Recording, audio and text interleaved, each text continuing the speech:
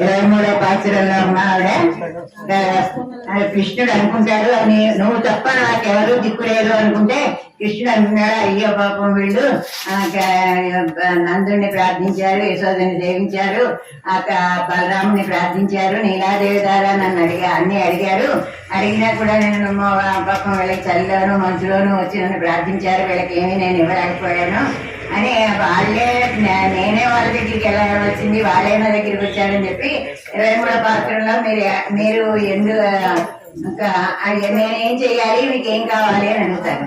అయితే మాకేం అక్కర్లేదు, నువ్వు సింహం గుహలో శౌర్యవంతమైనటువంటి సింహం గుహలో పడుకుని ఏ విధంగా ఒళ్ళు ఇచ్చుకుని అరసిపు వాసంతో రంగుతోటి ఉన్నటువంటి సింహం ఏ విధంగా గుహలో యువతలు వస్తుందో నువ్వు సేనాగారి నుంచి ఆ విధంగా లేచి యువతలకి రావాలి అని 23వ పాత్రలో అడుగుతారు.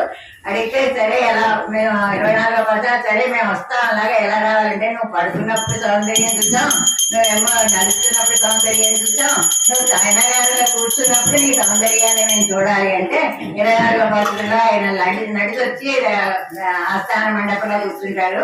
ఒక కాలు పైన వేసుకుంటారు, ఒక కాలు పీఠం మీద పెట్టుకుంటారు. పెట్టుకునేది ఆయన కాలు ఎర్రబడిపోతుంది. ఎర్రబడిపోయిన కాలు చూసి బాధ వచ్చేసి ఈయన పెరిగాడు వారు భగవంతుడికే పల్లాండు మంగళం పాడినటువంటి పెరిగాడు వారు కూతురు కదా, ఈవిడికి మంగళాశాసనాలు పాడడంలో లోటేయండి, ఆవిడ ఈయన చేసిన పనులన్నీ చెప్పి పోతి అని మంగళశాసనాలన్నీ కూడా పాడుతుందన్నమాట. పాడుతుంటే ఇంకా కృష్ణుడు వీళ్ళ యొక్క సౌందర్యం, వీళ్ళ కళ్ళు, వీళ్ళ వక్షస్థలం, వీళ్ళ పాదాలు ఇవన్నీ చూసి వాళ్ళ మాటలకి మైమరిచిపోయి అలా ఉండిపోతాడనమాట. అలా ఉండిపోతే అప్పుడు అడుగుతా శ్రీకృష్ణుడితో వాళ్ళు అంటారు, నీ చరిత్ర అంతా మాకు తెలుసులే, నువ్వేం మాకు చెప్పక్కర్లేదు, నీ చరిత్ర మాకు ఇదివరకే ఎప్పుడో తెలుసు అని చెప్పి ఆ చరిత్ర గురించి చెప్తున్నారనమాట. ఒరిత్తి మగనాయ పిరందు ఓరిరవిలు ఒరిత్తి మగనాయ ఒழுத்து వెళ్ళరా. ఒరిత్తి మగనాయ అంటే ఒక ఆమెకి బిడ్డయ్యారు, ఒక ఆమెకేమో ఒక ఆమెకి జన్మించావు, ఒక ఆమెకి బిడ్డ పెరిగావు అంటే నలుగురు. ఒక ఆయన తపస్సు చేసి నలుగురిని పొందాడు. దశరథ మహారాజు తపస్సు చేసి శ్రీరామ భరత లక్ష్మణ శత్రుఘ్నులు పొందాడు. అలాగే నలుగురు తపస్సు చేసి ఒక ఆయన్ని పొందారు. ఇది త్యాగి వసుదేవులు నంద యశోదులు తపస్సు చేసి కృష్ణుని ఒక్కడిని పొందారు. అంచేత వీళ్ళు ఆ విధంగా ఆయన్ని ఒరిత్తి మగనాయ అంటే ఒక ఆమెకు బిడ్డగా జన్మించావు. ఆ బిడ్డగా జన్మించినప్పుడు అప్పుడు నీకు మామూలు పిల్లలకి జరిగే సంస్కారాలు కూడా నీకు జరగలేదు. అదే రాత్రి నువ్వు యశోద దగ్గరికి వెళ్ళిపోయి ఆవిడ పిరందు అదే రాత్రిలో ఆవిడ యొక్క పక్కలో పిల్లాడి కింద పెరిగావు. ఇక్కడ జన్మ నమస్కారం ఏం జరగకుండా యశోదే నీ తల్లి అనుకున్నావు. ఇక్కడ యశోద అంటే అందరిలో మామూలుగా కౌశల్యకేమో మామూలుగా పుట్టాడు, దేవకీదేవికేమో శంఖచక్ర గదా పద్మాలతో పుట్టాడు. పుట్టినప్పుడేమో నువ్వు వాటిని ఉపసంహరించుకోమంటే ఈయన ఎంతో విధేయుడై అప్పటికప్పుడు వాటిని ఉపసంహరించుకున్నాడు. ఈయనకి అసలు మానవుల నుంచి పుట్టేటటువంటి అవమే లేదు. అయినప్పటికీ కూడా దేవకీదేవి కోరిక వల్ల ఆయన ఆవిడ నుంచి జన్మించాడు. అటువంటి వాడు యశోద దగ్గరికి వెళ్ళాడు. ఈవిడ దగ్గర పాలు తాగలేదు, ఏడవలేదు. ఆవిడ దగ్గరే పాలు తాగి ఏడ్చాడు. ఆవిడనే అమ్మ అనుకున్నాడు. అందరిలోకి కూడా యశోద అదృష్టవంతురాలు. ఎందుకంటే ఆవిడని కట్టి కొట్టి 12 ఏళ్ల వరకు కూడా ఆవిడ బాలలీలా రసాలన్నీ అనుభవించింది. ఈయన్ని చల్లదన్నం చలిచెక్కను కథ ఇచ్చి ఆవిడ పంపించి వస్తూ రాగానే చూసి ఆయన యొక్క దూడి సంసాల కొండదాలు చూసి ఎంతో మురిసిపోయి మీ నాన్న ఎవరమ్మంటే మా నాన్న నందుడని చూపించేవాడు. అటువంటి అదృష్టం ఎవరికి పడుతుంది అని చేత అందరిలోకి యశోద గొప్పదే, దేవకీదేవి గొప్పదే ఉండవచ్చు, కానీ అదృష్టవంతురాలు మాత్రం యశోద. అని చేత వాళ్ళని పూజ్యులైన వాళ్ళని పేరు పెట్టి పిలవకూడదు కదా. అందుచేత ఒరిత్తి మగనాయ పిరందు ఒరియొత్తు అని చెప్పి వాళ్ళని గౌరవంగా సంబోధించారనమాట. ఈ గోపికలు సంబోధించి తరిక్కినారాగి తాను తింగు నిందైనా కరితే పిలిపిట్టు కలిసిన కయిద్దు.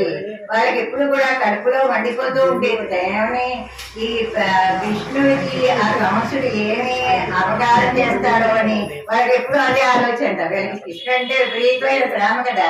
ఏ అపరాధం చేస్తాడో ఏ అపరాధం చేసేస్తాడో అని మీరు కడుపులో మండిపోతుంటే ఆ మంటను తీసుకెళ్లి తులసి మీద పెట్టేసి ఆ కంసుడిని చంపించేశారు. అటువంటి అడవి నువ్వు నెరుప్పిన నిమాలే ఉంది.